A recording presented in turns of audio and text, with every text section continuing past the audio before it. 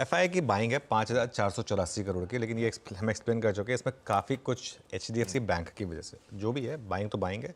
सामने डीआईएस ने सेल कर दिया, क्योंकि डीआईएस को जरूरत नहीं है, जब एफआईएस बाय कर रहे हैं तो डीआईएस क्यों अपना पैसा खर्च करें। इंडेक्स फ्यूचर्स में बाइंग अभी भी कंटिन्यू कर रही है एफआईएस की। 2,487 करोड़ की इंडेक्स फ्यूचर्स में बाइंग है और 4,600 करोड़ की स्टॉक फ्यूचर्स में बाइंग है। नॉर्मली जब भी एफआईएस की कैश में, इंडेक्स फ्यूचर में और स्टॉक फ्यूचर में बड़ी बाइंग होती है, मार्केट उस दिन एक आपको नियर टर्म में प्रॉफिट बुकिंग की ट्रेड देता है नॉर्मली। इस चीज़ का ध्यान रखना है बस आपको कि आज शायद एक बार के लिए इंट्राडे में प्रॉफिट बुकिंग आ जाए। शायद यूज़ कर रहा हूँ मैं, क्योंकि ट्रेंड इतना स्ट्रांग है। अब इंडेक्स फ्यूचर्स का ट्रेंड देखिए, एफआईएस का सिर्फ एक परसों सेलिंग हुई थी, उसके अलावा लगातार बाइंग हो रही है। खैर कल ज़्यादा बाइंग निफ्टी बैंक में हुई थी, कल जहाँ पर वीकली एक्सपायरी थी।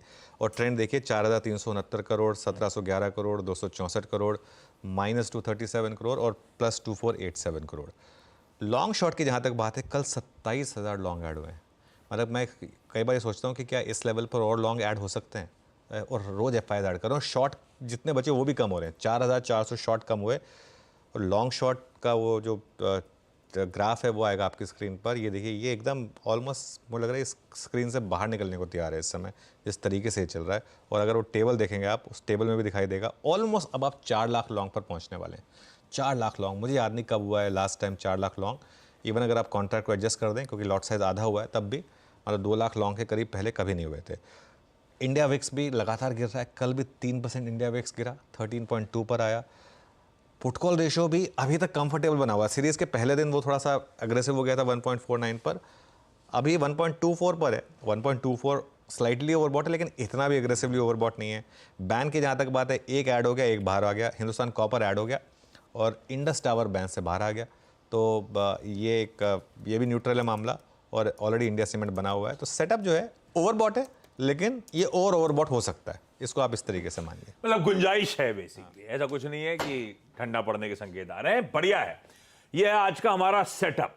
अब चलिए आज के अप्रोच पे। कल का निफ्टी स्क्रीन पर है, मैंने अपफ्रंट मेंशन करा था, वो लॉन्ग्स पे हमारा स्टॉप लॉस था 24,056 का। भाई साहब नहीं वायलेट हुआ है, अपन उस बाजार में डटे खड़े हुए हैं। ये बात हो चुकी है कि टारगेट नहीं स्टॉप लॉस रखना है, मार्केट अपने आप जब निकालेगा। अभी तो अपने को मजा दे रहा है, कोई दिक्कत नहीं। और इनफैक्ट कल चर्चा में ये भी आया था 24,150 24,200 के आसपास के जोन्स एंट्री पाने के होंगे, कल आए वो जोन्स।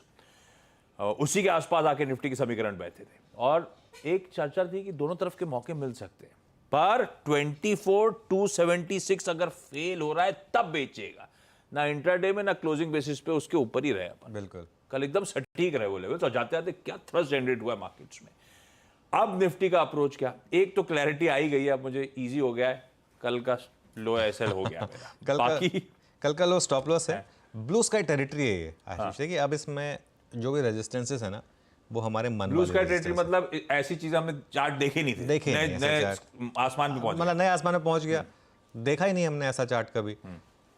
ऐसे में क्या रेजिस्टेंस रखेंगे आप? देखिए इस मार्केट में आप जो भी रेजिस्टेंस रख रहे हैं ना, वो अपने मन से बनाई हुई रेजिस्टेंस है। जैसे मैं, क्योंकि मुझे बात करनी है उसके बारे में, तो मैं बात कर रहा हूँ 24,432, क्योंकि हमने वो 24,400 की कॉल दिखाई थी वो, और अगर वो क्रॉस हुआ तो 24,500 का कॉल राइटर, 24,512 ये जोन है। 24,432 से 24,512 का, जो मुझे लग रहा है कि आज के लिए एक रेजिस्टेंस है, और ये शायद टेस्ट होगी आज। सपोर्ट कहाँ पर? आई थिंक ज़्यादा इंपॉर्टेंट सपोर्ट है पहले 24,286 कल का क्लोज। कल भी हमारी ये स्ट्रेटजी थी कि गैप अप के बाद पहला सपोर्ट होता है कल का क्लोज, और उसके बाद कल का लो 24,207। ट्रेलिंग स्टॉप लॉस अब आपका बढ़ के हो जाएगा 24,207 का, और आज जो भी लो बनेगा कल के लिए वो ट्रेलिंग स्टॉप लॉस हो जाएगा बेसिकली। आप आज के सेकंड हाफ के लिए भी वो ट्रेलिंग स्टॉप लॉस हो जाएगा। बाइंग कहाँ करनी है, मेन चीज़ है ये कि बाइंग कहाँ करनी है at the end of the day. देखिए ट्रेंडिंग मार्केट है, किसी कारण से अगर आपको 24,300 से 24,350 दे दे किसी कारण से, तो वहाँ पर बाय करना है। और अगर आपको, और अगर मार्केट चैरिटेबल हो जाए और एक डिप दे दे 24,250 से 24,300 का, वहाँ पर ऐड करना है, और एक स्ट्रिक्ट स्टॉप लॉस रखें 24,207 का। अगर 120-30 पॉइंट का गैप अप हो गया तो वहाँ पर आप, मैं फिर कह रहा हूँ, वहाँ परचेज नहीं कर सकते आप। ये मार्केट उन लोगों के लिए जो ऑलरेडी बने हुए हैं इस मार्केट में, उनके लिए नहीं है जो मोमेंटम चेस कर रहे हैं।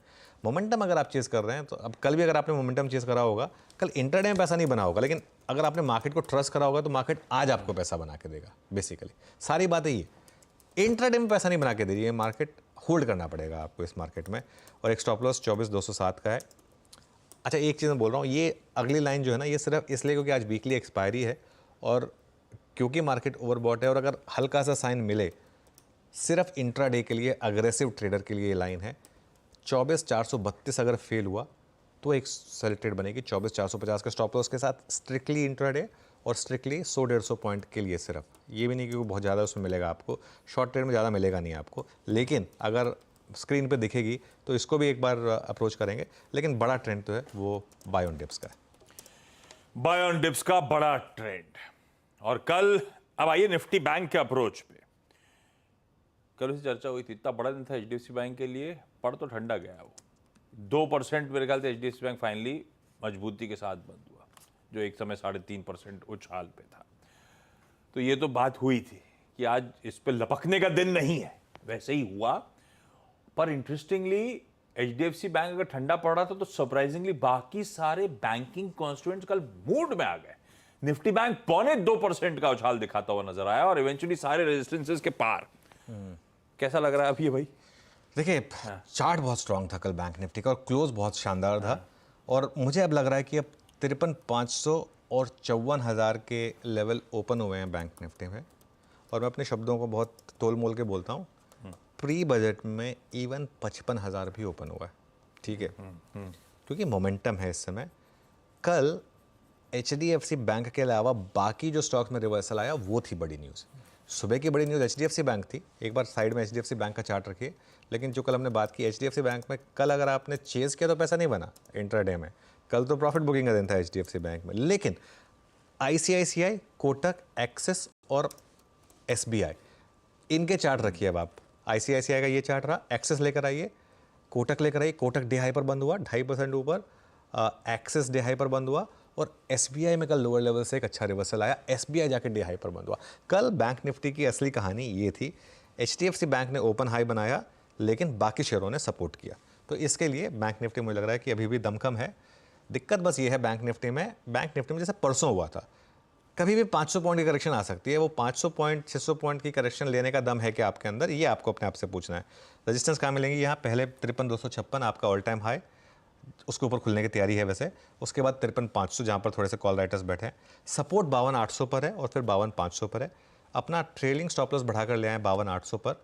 अब आप पूछेंगे 52,800 क्यों? क्योंकि 52,482 कल का लो बहुत नीचे है, उतना लंबा स्टॉप लॉस रखने का कोई मतलब नहीं है। और अगर 53,000 तक की कोई भी डिप मिल जाए आपको गैप अप के बाद, तो वहां पर बाय करने की कोशिश करें और 52,800 का एक स्टॉप लॉस लगाएं बेसिकली। परफेक्ट, हो गई बढ़िया सी स्ट्रैटेजी। निफ्टी बैंक का आज का अप्रोच गुरुवार का, जब हम निफ्टी 50 की एक्सपायरी की तैयारी भी कर रहे हैं।